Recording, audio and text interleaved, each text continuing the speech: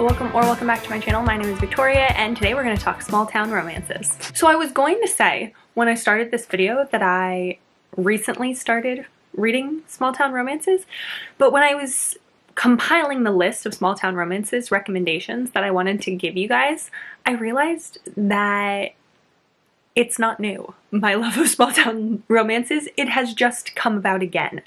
I took quite a long break from reading them, but I was in such a mood very recently for small town romances and was just binging a whole bunch of them, and I love them. I love the drama. I love just the homey vibe that a lot of small town romances have. I especially love when a new person comes into the small town, or when a person who's been gone for a long time returns home to their small town and has to like readjust to life there. I just think it's so fun. I love the neighborly sweetness of all of the people who live in the town. I love the like drama of like knowing each other for a really long time, and like nobody, like unless somebody new comes to town, you've known these people. If your town's small enough, you've known these people your entire life, so like everyone's in everyone's business, and I just think it's funny, and I think it adds so much extra drama and like silliness to a story. So I have quite a few small town romances to recommend to you, so we're just gonna get into them because I don't want my camera battery to die. So the first one that I'm going to recommend is Rustic Hearts by Amber Kelly. This is one that I read recently, I think last month, and I loved it. It is so good. I really can't wait to read the rest of the series, but they all don't have audiobooks. Only the first one has an audiobook, which I was really sad about, but I am hoping that the rest of the series will eventually come out on audiobook. This is about a girl who lived in her small town until she was about 9 years old. She lived on a farm that her parents, her father owned. But her mother had big New York dreams, and her mother and father had some kind of falling out, and the mother took the daughter in the middle of the night to New York City, never to return again. The two of them now live in New York City. It's many years later, like almost 20 years later, and she hasn't spoken to anyone from her father's side of the family in those 20 years. She has grown up with her mom. Her mom told her that her father cheated on the mother and that he was going to be moving new family into the house that they were living in. And so this is what she believes, and she believes that her father just like gave up on her and got a new family instead. Until she gets a phone call from an aunt on her father's side telling her that her grandmother on the father's side has recently passed away. And the heroine and her grandmother were quite close when they were younger, and she remembers her as being somebody who is very important to her childhood, and the aunt tells her that her grandmother's will is going to be read and that she's named in the will, and asks her to come home for the funeral and the will reading. So the heroine isn't sure about it at first, but her friend convinces her, saying, hey, you've got all this unfinished business. You should go home, go back to the small town and get some closure so that you can come back to New York afterwards and just feel good without having all these like what if, why thoughts and questions in the back of her mind. So she decides to go home for the funeral, and she ends up back in her small town dealing with the fallout that was never dealt with of the 20-year distance that she's had from her father. The father is very distant. She has to deal with a lot of like reconnecting with her family and struggling to reconnect with her family and dealing with the loss of her grandmother, who she feels like she missed out on so many years with her because she was gone all this time. And she ends up having a romance with her father's wife's nephew. So it's like her step cousin, I guess. And this is the man, this is one of the people that her father has been raising in his house all this time. It is full of drama. It is full of family dynamics.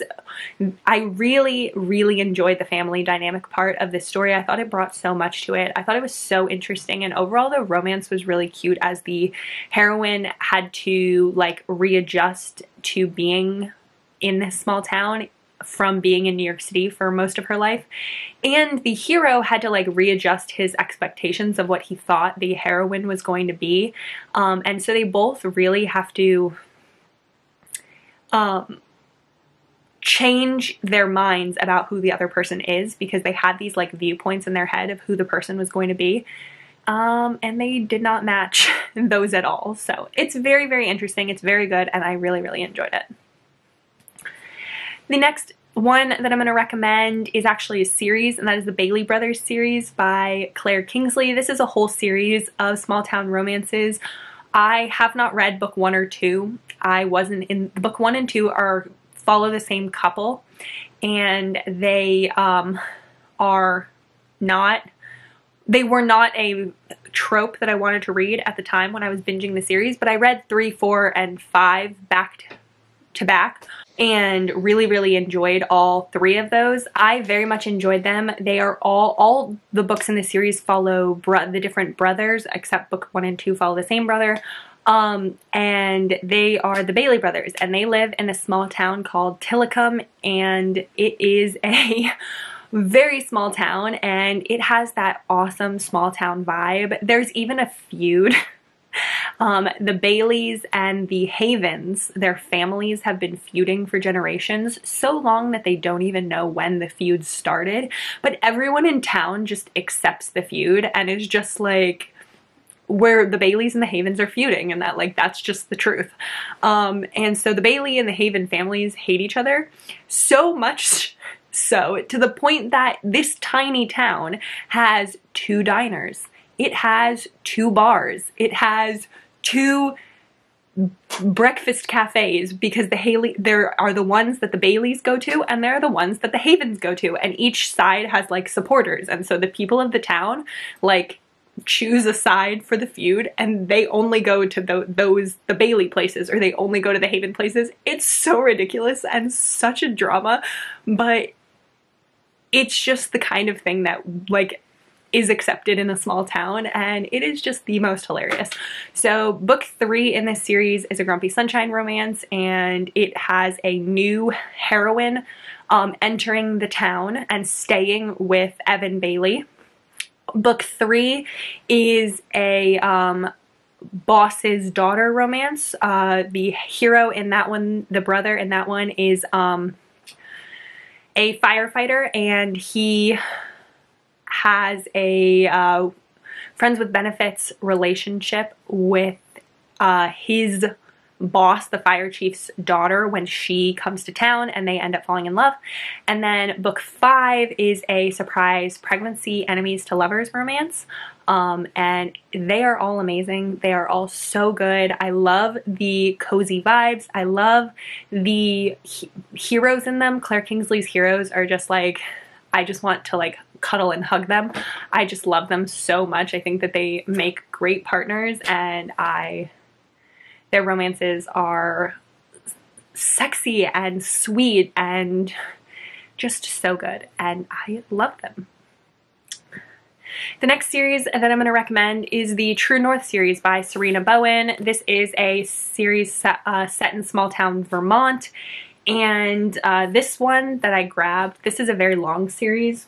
There's like 8 or 9 books in the series. The series circles around the Shipley family and Shipley Farms. Shipley Farms is their apple orchard and cider pressing station that they own in this small town in Vermont. And the Shipley children, there are I think 6 of them, and each of them gets a book, and then the Shipley family has workers on the farm and also has like certain family friends, and each of those characters get a book. So one of the families that is very associated with the Shipleys, and a lot of their family members get books, is the Rossi family. And so this book, which is, I think each book in the series could be read as standalones very easily, but this one is later on in the series. I think it's like book 5 or something. And this one follows Benito Rossi, who is a Rossi sibling, and he is a cop in the small town, and the heroine in this book is somebody who grew up in the small town Vermont and left when she was in high school. She always had a crush on Benito when she was in high school, but they had a misunderstanding and falling out when she was later on in high school and ended up leaving the town, and she's back now.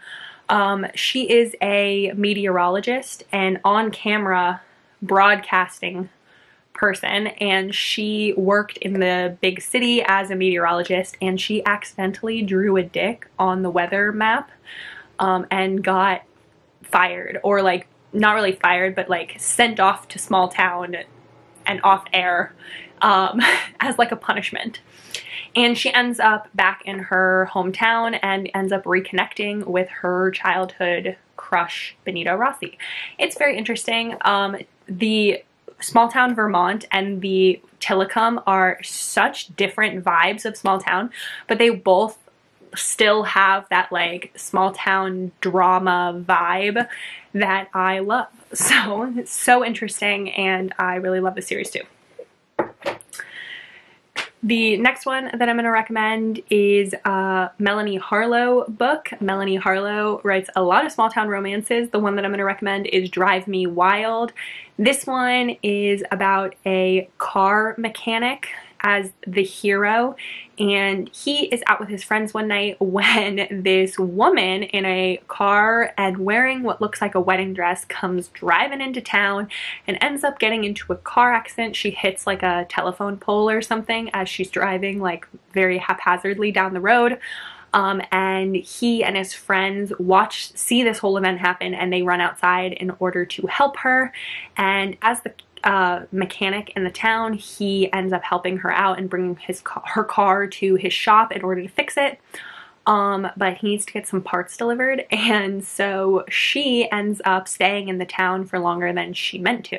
Her family comes from lots of money, and she had left her family she didn't want what her family wanted from her. Her family wanted her to marry a rich man and be a housewife, and she just wanted something different. She loved baking, I believe is what she liked to do, and she just wanted to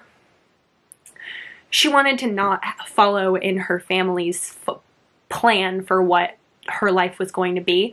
And so she left, and she packed up her car, and she ended up crashing into this small town. This small town that Melanie Harlow creates in this book is so fun.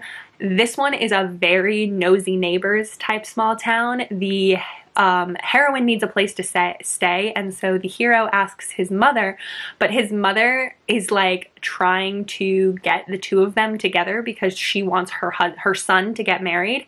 And so she like looks around in the town like fakely in order to try and work like a little matchmaking magic and get the heroine to stay with the hero instead, and to try and get them to fall in love. And it's adorable, it's so fun, and I really liked this one. I really need to read more Melanie Harlow. I've only read I think 4 of her books, and she has so many.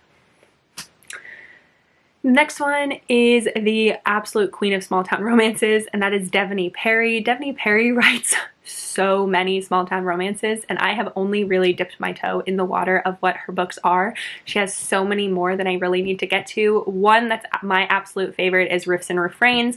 This is about a heroine who is a professional rock drummer in a very popular band, and she left her small town in, I believe, Montana or Minnesota or somewhere like that many years ago in order to pursue her music dreams, and she has made it big, and she ends up finding out that her grandmother has passed away, and so she returns to see her family for the first time in like 10 years, over 10 years.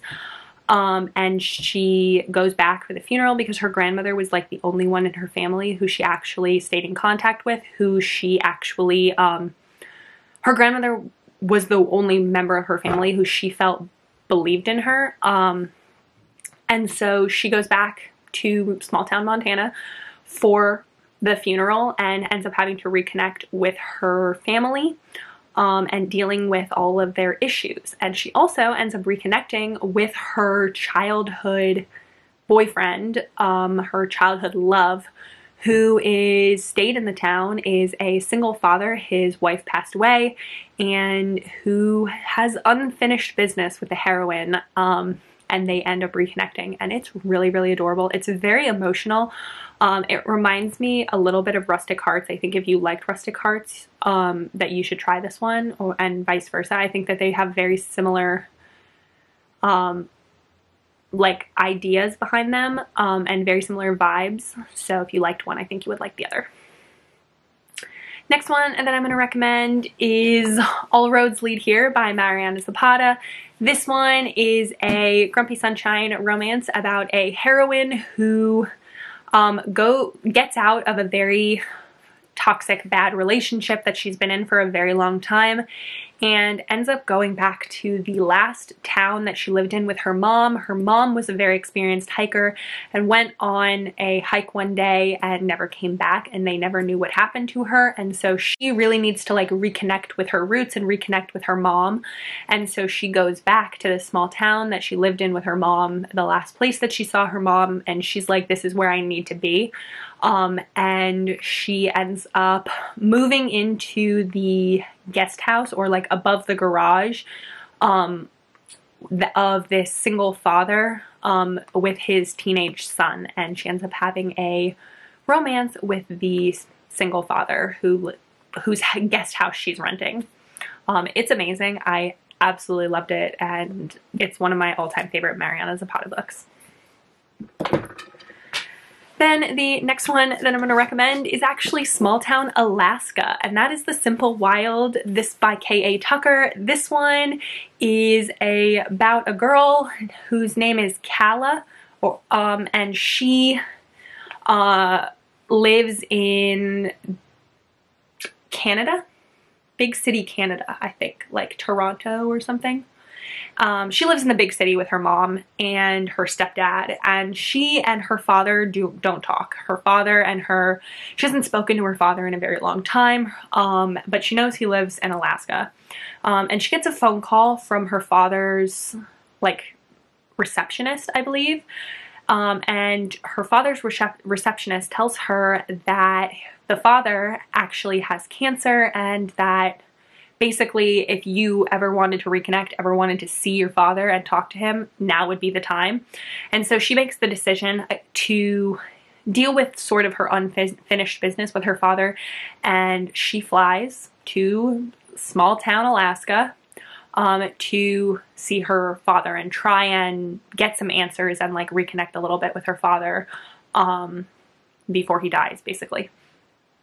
And she ends up having a romance with a guy in this small town who has a very different lifestyle than her. She is used to heels and nights out on the town and big city life, and she is beyond fish out of water when she gets to tiny ass town Alaska that has one mini mart type grocery store, and that's about it, and one restaurant that you can go to.